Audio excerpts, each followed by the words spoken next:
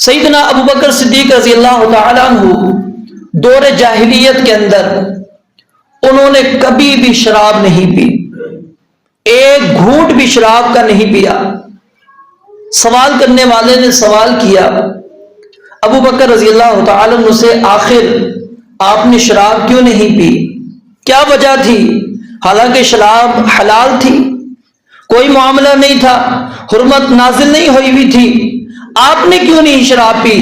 تو سیدنا ابو بکر صدیق رضی اللہ تعالیٰ عنہ نے کہا کہ شراب پینے سے انسان اپنی عزت کو داغدار بنا دیتا ہے، اور میں چاہتا تھا کہ میری عزت داغدار نہ ہو۔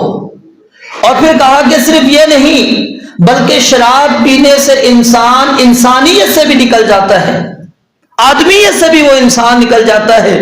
اور ایسی حرکات کر دیتا ہے کہ بعد میں اس کو پھر پچھتاوا ہوتا ہے، نہ اس کی عزت رہتی ہے، نہ اس کی جو شرف ہے، مقام ہے وہ رہتا ہے، سب کچھ تباہ و برباد ہو جاتا ہے۔ اور یہ بات جب رسول اللہ صلی اللہ علیہ وآلہ وسلم کو ان کی معلوم ہوئی کہ ابو بکر رضی اللہ تعالیٰ عنہ نے شراب کو اس لیے ہاتھ نہیں لگایا تھا، شراب نہیں پی تھی کہ اس سے عزت داغدار ہو جاتی ہے، تو آپ علیہ الصلوۃ والسلام نے فرمایا کہ ابو بکر نے درست بات کہی ہے، سچی بات ہے کہ شراب پینے کے بعد کیونکہ انسان کے ہوش و حواس برقرار نہیں رہتے، پھر انسان کو پتہ نہیں پڑتا، وہ پھر فرق نہیں کر پاتا، نہ رشتوں کے اندر فرق کر پاتا ہے، کچھ نہیں اس کو پتہ لگتا، وہ پھر انسان ایسے کام کر بیٹھتا ہے، جب ہوش میں آتا ہے اس کو بتلایا جاتا ہے وہ اپنے آپ کو ہی ملامت کرنا شروع کر دیتا ہے۔ اب یہاں پر غور کریں کہ اللہ رب العالمین نے فطری طور پر ہی جس بندے کا انتخاب کرنا ہوتا ہے اللہ تعالیٰ اس کو برائیوں سے دور رکھتا ہے۔ حالانکہ محافل جمی رہتی تھی، کھلے عام شراب چلتے تھے،